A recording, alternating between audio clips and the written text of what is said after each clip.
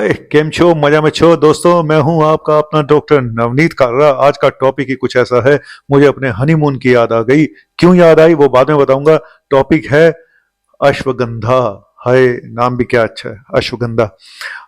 Social media पे अगर सबसे ज्यादा किसी की चर्चा होती है तो अश्वगंधा और शिलाजीत की। इसीलिए शिलाजीत के नाम से मुझे हनीमून की याद आ गई। जब मनाली में मैं हनीमून मनाने गया था तो वहां पे जगह जगह शिलाजीत बिक रहा था। मैंने नहीं खरीदा। तो एनीवेज, अश्वगंधा के बारे में आज टॉपिक है। और सबसे पहले बता दूं कि अश्वगंधा बहुत सालों से यूज हो रहा है, सदियों से यूज हो रहा है हमारे भारत में। और अडेप्टोजन बोलते हैं कि बॉडी को अडेप्ट कर लेता है स्ट्रेस के खिलाफ। ठीक है, चाहे इमोशनल स्ट्रेस हो, फिजिकल हो, एनवायरमेंटल स्ट्रेस हो, तो ये अडेप्टोजेनिक हर्ब मानी गई है।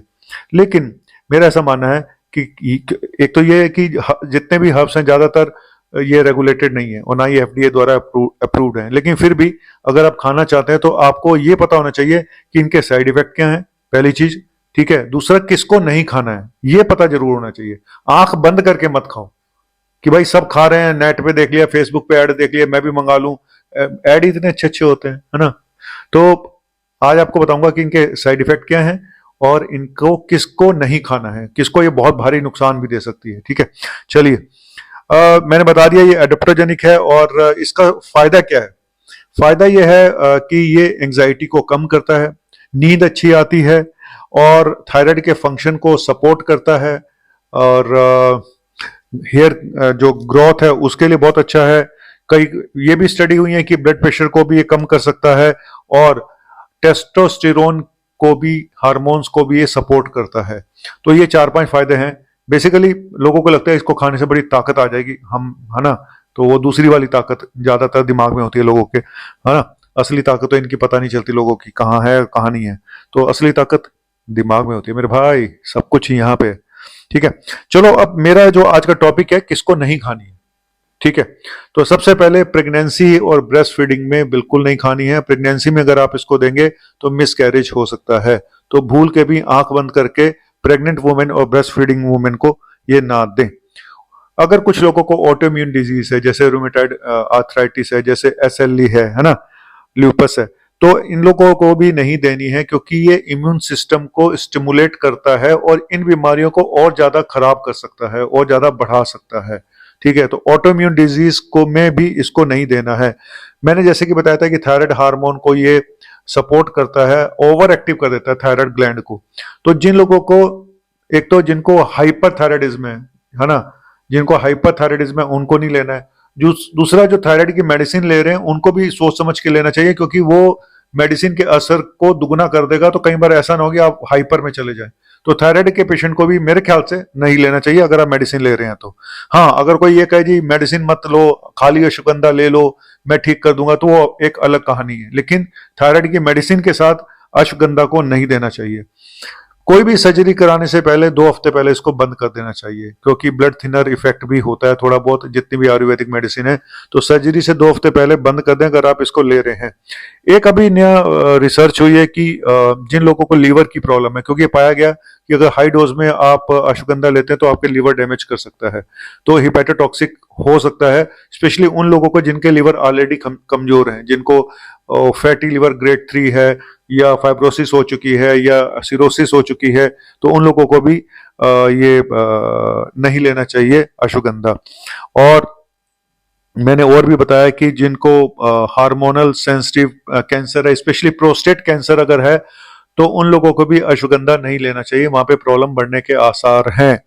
और कुछ दवाइयां हैं ऐसी जिनके साथ ये नहीं लेना चाहिए। मैंने जैसे कि पहले भी बताया कि थायराइड मेडिसिन के साथ इसको नहीं लेना है, शुगर की मेडिसिन के साथ इसको नहीं लेना, क्योंकि ये देखा गया शुगर को भी ये लो कर सकता है। और बीपी की मेडिसिन के साथ इसको नहीं देना, क्योंकि ब्लड प्रेशर लो कर सकता है। तो बीपी कहीं ज्यादा डाउन हो गया तो आप, पता चला जी आप सुपरस्टार के एसआर के बनने की जगह केआर के बन के धड़ाम से गिर गए वहीं पे।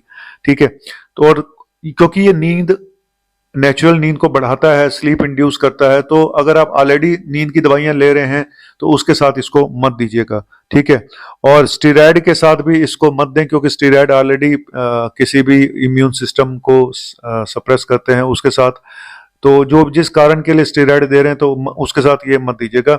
और कोई भी दवाई ऐसी जो लीवर पे असर कर रही है, जैसे पेन किलर है, जैसे अमोक्सिसिलिन है, जैसे एजिथ्रोमाइसिन है, जो लीवर पे असर कर सकती हैं, उनके साथ भी इस दवा को नहीं देना चाहिए। तो मैंने बहुत सारे इंडिकेशन बताए कि किसको नहीं लेनी है अश्वगंधा, ठीक है। और इनके साइड इफेक्ट क्या होते हैं अश्वगंधा के? थोड़े बहुत साइड इफेक्ट हैं, बहुत ज्यादा मेजर साइड इफेक्ट नहीं होते हैं। एक तो पेट में प्रॉब्लम कर सकती है, नींद आ सकती है, अगर आप ड्राइविंग वगैरह करते हैं तो आपको प्रॉब्लम हो सकती है, तो सोच के लें। और मैं यही बोलता हूँ कि कोई भी नई मेडिसिन अगर आपने शुरू करनी है ना, आज मैं एक फंडे की बात बता रहा हूँ, तो शनिवार को शुरू करनी चाहिए। क्यों बताओ? क्योंकि उसका कोई भी साइड इफेक्ट होगा, अगले दिन छुट्टी तो होगी कम से कम आपकी, तो आपको पचाने में हेल्प मिल जाती है। वो बात अलग है, संडे को डॉक्टर भी नहीं मिलते। मुझे फोन ना करना, मैं पहले बता रही हूँ। दुगनी फीस होती है संडे को। अरे डरा नहीं रहा हूँ यार, मैं तो फोन ही नहीं उठाता। ड्राउजीनेस मैंने बता दिया, और हेडेक हो सकता है, पेट में दर्द हो सकता है, इरिटेशन हो सकता है, नोजिया हो सकता है, ठीक है। तो सारे जितने भी हर्बल प्रोडक्ट्स हैं वो दे आर नॉट रेगुलेटेड। तो आंख बंद करके अंधों की तरह से बिल्कुल अंधभक्त बन के मत खाइएगा, ठीक है। आंखें खोल के खाइएगा, ठीक है। और फिर यही बोलूंगा कि अपना हेल्दी लाइफस्टाइल रखेंगे ना, आपको दवाइयों की जरूरत कम पड़ेगी। अपनी नींद अच्छी लीजिएगा, डाइट, एक्सरसाइज, है ना, योगा, मेडिटेशन, ये सब करते रहिएगा। ये भी नेचुरल स्लीप इंड्यूसर हैं। ये भी नेचुरल आपकी बॉडी को स्ट्रेस के प्रति अडॉप्ट करती हैं। लेकिन आप लोगों के पास समय नहीं होता, आप लोगों को सबको शॉर्टकट चाहिए, आपको सबको। और फिर लोगों को लगता है ये तो एक आयुर्वेदिक प्रोडक्ट है, इसका क्या, इसका तो कोई साइड इफेक्ट ही नहीं होगा। भाई एक आज आपको राज की बात बताता हूं। कहते हैं जो कड़वा बोलता है ना, वो इंसान अच्छा होता है।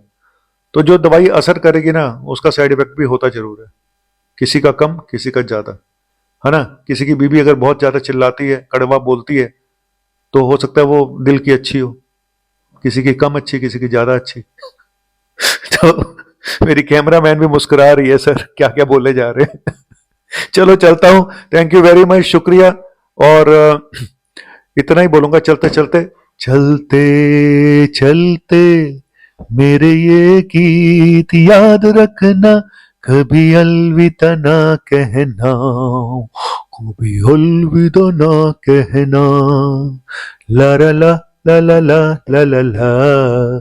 अश्वगंधा खा के तो तुम वैसे ही अलविदा कह दोगे, क्योंकि तुम्हें तो पता नहीं क्या क्या सपने आ जाएंगे। अश्वगंधा शिलाजीत के नाम से लोगों के अंदर ऐसा करंट दौड़ता है, पता नहीं वो कहां से।